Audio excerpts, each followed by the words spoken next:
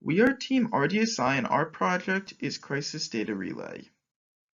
Our technical directors are Joshua Manasian and Bruce Torman, who are both URI graduates. Our team consists of myself, Jonathan Pollard, and Matt Cordero. The motivation behind this project is the lack of innovation in the incident management sector and the need for new technology to aid and expedite firefighter response time. If an incident occurs with the placard involved, the Emergency Response Guide, also known as the ERG, is needed. This is a large and difficult book to navigate quickly, which led to the motivation of this application. The anticipated best outcome for our project is to have a prototype application that can quickly display all the information associated to a placard based on the ID number, as well as making sure all the functionality needed is available to the end user. These are the key technical accomplishments from this past semester, which we will explain in more detail shortly. The economic impact of this product is that it will be the first application to quickly aid firefighters for incidents that require the ERG, and it will establish RDSI as a reliable figure for application-based innovation, which will in turn open up more opportunities for the company. This block diagram shows the functionality of our application. It will obtain the placard ID number from either a photo or typed entry by the user, and then search the database on the phone with this number. After this, it will display the hazards and information associated to that placard found in the database. The camera interface will allow the user to preview an image in live time as well as zoom in with the slider. The user then will be able to take an image that will get stored on the device. This is all helped by the camera package, allowing the application to interact with the on-device camera. For text recognition, all the text from an image stored is extracted with the help of the Google ML Kit package. Then the ID number can get filtered out from the extracted text. To the right is a picture of the camera interface where the user is previewing it with the zoom slider with the ability to take an image. We made a prototype application that uses the camera, text recognition, manual input, and backend database.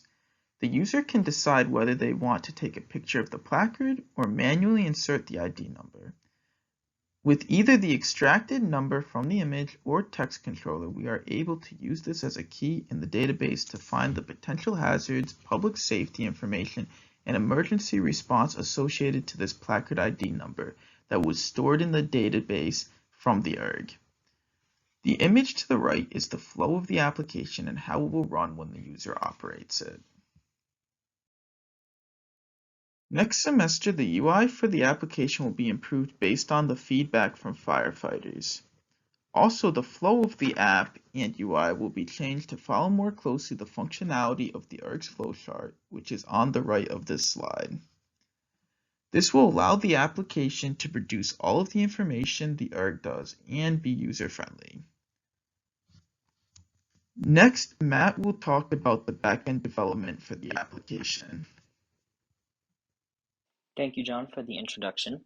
One of the first steps to developing our prototype application involved backend research in regards to a database, securing any network configurations or data configurations. The first step was to find the best and most reliable solution in regards to the purpose of our application, and throughout this time I researched various configurations such as a Firestore Cloud configuration by Google, an SQL or SQL configuration, and a NoSQL configuration in regards to storing the data. And another thing to note in the development of our backend, we also thought of local versus cloud-based storage and how that might come into play in regards to our end user if they become somewhere that may not have the best cell reception or data reception. And on the right here, we have some mobile benchmarks of CURD operations by entities per second.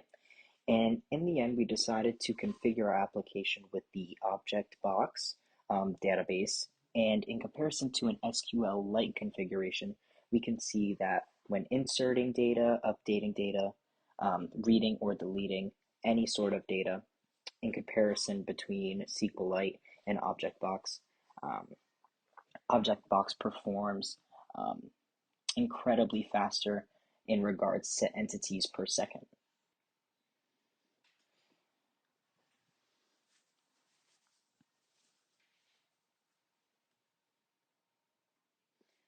Once we started developing a database within an ObjectBox implementation, we were able to configure our database to either be local to the device that will be hosting our application, or it even includes cloud capabilities, which we haven't ventured off into yet, but we do know that is an option. In addition, ObjectBox is very easy to implement and to use since it is coded in Dart, which is our primary language for this application. In addition to that, it allows for diverse configurations due to the fact that not only does it use Dart, but it's also accessible with Kotlin, Java, and other popular coding languages. And on the right here, we see just a chemical declaration of what a direct translation is between the ObjectBox database and what a call card would look like in the emergency response guide, or the ERG, as previously mentioned. After several weeks of database development, we were able to create a small prototype backend that we are able to test and call upon if the application scans the appropriate placard number. Now, what you're seeing here on the right-hand side is the result of when the application scans a placard ID that is stored within our database. And right now, it is showing our potential hazards. If you would hit the next button, you would then see information for public safety and emergency response. More data will be implemented in the near future.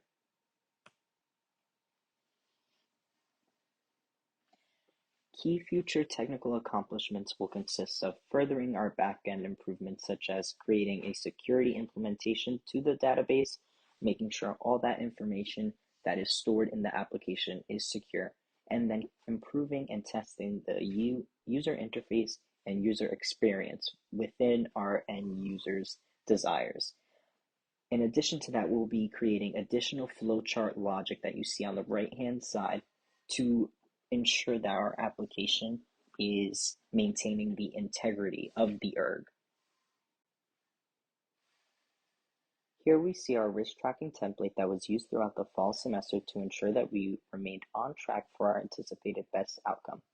Our first risk were poor or no libraries and packages in regards to our programming language that we decided on for the development of our prototype application. The likelihood of this risk occurring was pretty low, considering we persevered through any inconvenience we had with the application.